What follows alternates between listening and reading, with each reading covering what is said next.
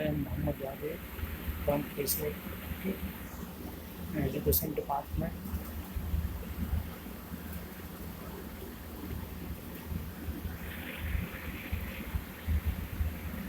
मेरा टॉपिक है मातृभाषा शिक्षण में शिक्षण साधनों का प्रयोग।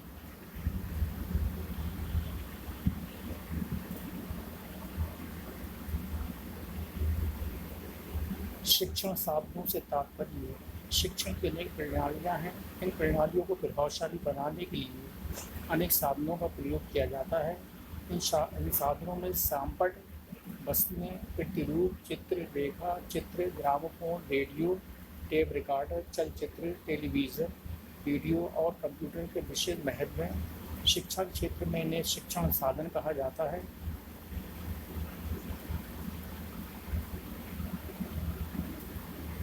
शिक्षण साधनों के प्रकार।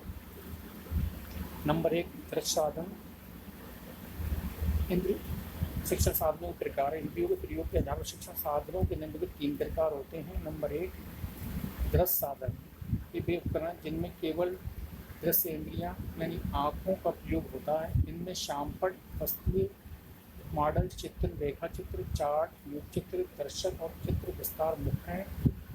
नंबर 2, श्रव्य साधन। ये वे उपकरण हैं जिनमें मुख्यतः श्रव्य इंद्रिय यानी कानों का प्रयोग होता है। इनमें ग्रामोफोन, रेडियो और टेप रिकॉर्डर मुख्य हैं।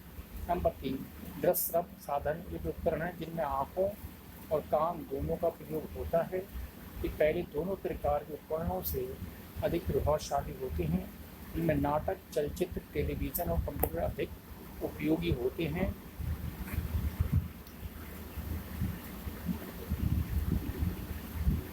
भाषा शिक्षण में शिक्षण साधनों का महत्व और उपयोग।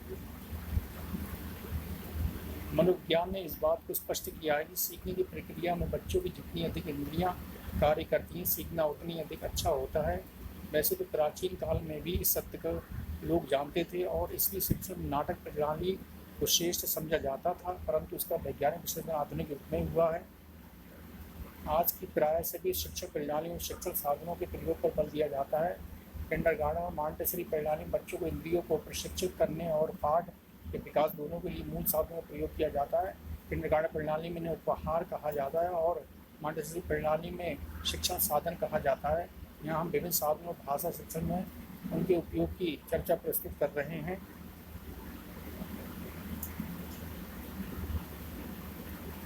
मातृभाषा शिक्षण में समान शिक्षण साधनों का प्रयोग। श्यामपट शिक्षक का सबसे बड़ा मित्र होता है। भाषा शिक्षण में सबसे अधिक प्रयोग इस श्यामपट का होता है। भाषा शिक्षण में शब्दोच्चारण, वर्तनी सुधार, शब्द व्याख्या और व्याकरण के नियमों को स्पष्ट करने के लिए श्यामपट का प्रयोग किया जाता है। पाठों के सारांश लिखे जाते हैं और संरचना शिक्षण करते समय यथा विषय की रूपरेखा तैयार की जाती है। भाषा शिक्षण में श्यामपट का प्रयोग सदैव होता है। उसके अभाव में शिक्षक अपने कार्य में सफल नहीं हो सकता। वस्तुएं, प्रतिमूर्ति, चित्र, रेखा चित्र, मानचित्र, चार्ट, चित्र विस्तारक यंत्र। यहाँ यंत्र चित्रों को बड़ा करके दिखाने के काम आता है। भाषा शिक्षण में इसकी आवश्यकता कमी पड़ती है। कभी कभी बड़े आकार के चित्र में रेखा चित्र नहीं मिल पाते, उस स्थिति में छोटे चित्रों को बड़ा करके दिखाने में ये यंत्र बहुत काम आता है। चित्र दृश्यक, इसमें चित्र के स्थान पर स्लाइड प्रयोग होती है। इस प्रकार सिनेमा विज्ञापन दिखाए जाते हैं। उसी प्रकार जैसे तरह से स्लाइडों द्वारा भिन्न भिन्न विषयों संबंधित चित्र दिखाए जाते हैं। ओवरहेड प्रोजेक्टर, ये एक विशेष प्रकार का चित्र दर्शक है जो मेज पर रखा जा सकता है और जो स्लाइड सामग्री को स्क्रीन अब बोर्ड पर प्रदर्शित करता है। वर्तमान इसका प्रयोग सबसे अधिक किया जाता है। मुख्य चित्र, चलचित्र का पहला रूप मुख्य चित्र भी था। मुख्य चित्रों में प्रयोग क्रिया तो पूरी दिखाई जाती लेकिन उसमें ध्वनि नहीं होती। चलचित्र, आज के मुख्य चित्रों के स्थान पर ही ध्वनि चलचित्रों का प्रयोग रेडियो और टेलीविजन से अधिक प्रभावशाली होता है।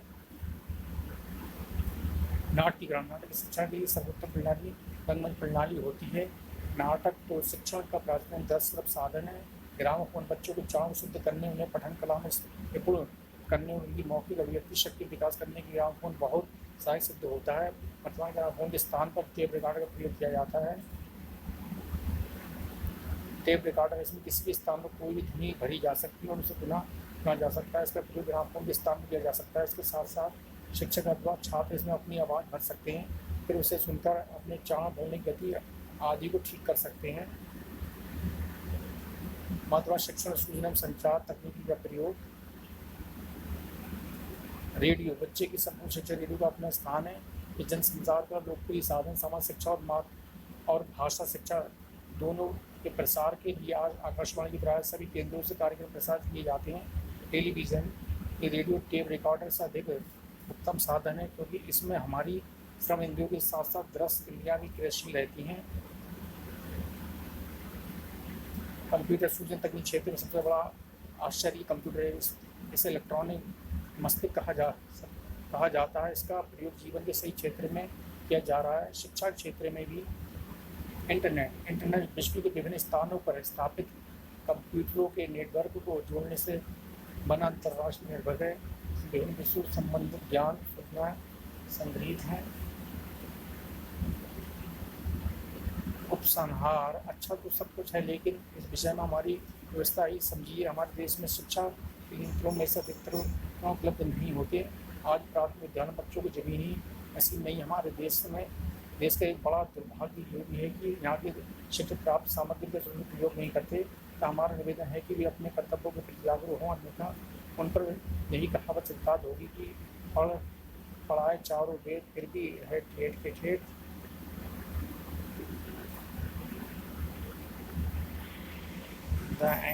Thank you.